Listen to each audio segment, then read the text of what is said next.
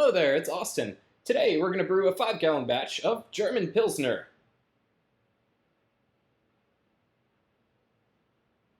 So let's get started. I'm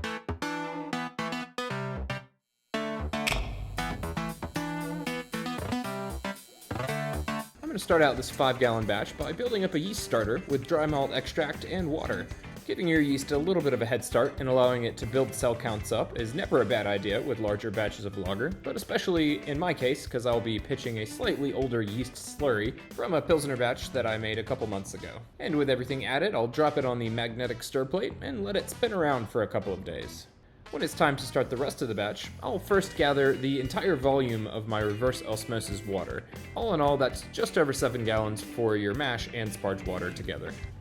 Next step is adding that mash water to the kettle, which was about 4 gallons, but I think I pulled a little bit out to fit all the grains in a little later. I'll be adjusting that water with the following combination of calcium chloride, Epsom salt, and gypsum. This is based on the water chemistry calculator in Brewfather, but I think I would have added a little more gypsum if I had to go back and do it again based on some previous Pilsner batches that I've done. For the fermentables, I'll be trying to jam just around 11 pounds of Pilsner and Carapils malt into my 6.5 gallon Anvil Foundry.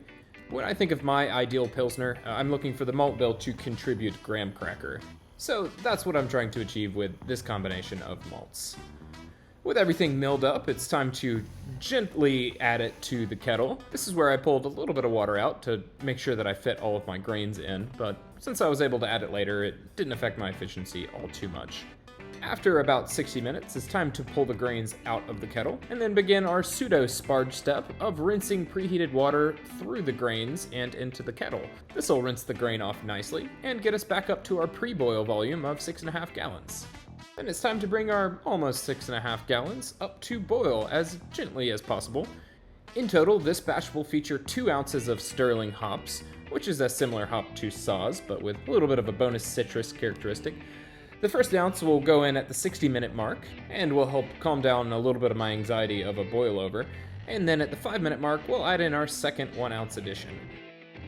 5 minutes later, it's time to cool down the wort and transfer it over to the fermenter. I'm using my SS Brewtech brew bucket for temperature control on this batch of lager, and a gravity check showed that we were surprisingly on target, despite the hoops that we had to jump through to get to our volume. Last step in the brew day is bringing our wort down to our yeast pitch temperature of 56 degrees and adding in our yeast starter to start the fermentation process.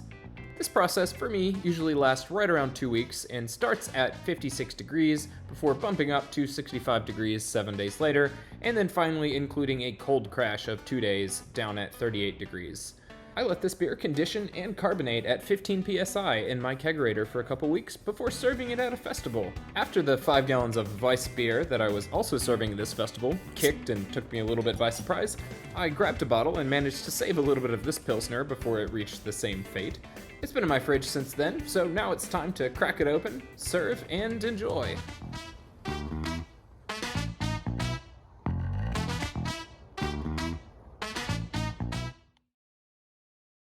This Pilsner had me a little bit worried approaching the time that I was actually supposed to serve it at the festival I was taking it to. Up to almost the week before, I was trying samples and it kind of had this weird sweetness. I was worried it was oxidized, I didn't really know what was going on. But right around the week before the event, that sweetness kind of turned the corner and now it was a much crispier and maltier taste and a little bit of that graham cracker that I was talking about earlier. The hops definitely have that excellent noble German floral taste to them, and overall, this beer turned out to be really refreshing, which is great because, I was serving it to people. This is a Pilsner recipe that I've brewed a lot of times, and there is definitely something still different about it than ones that I remember from the past. It might have had something to do with reusing my yeast. I noticed the lag phase before fermentation started was a little longer than I would normally expect. The head retention is really good, and it definitely cleared up to homebrew clear levels. It's a good active beer if you want to take it biking or kayaking. In case you were wondering why I was in this corner, it was for that one line. But this beer was a great hit at the festival, and it's really hitting right now. So, cheers!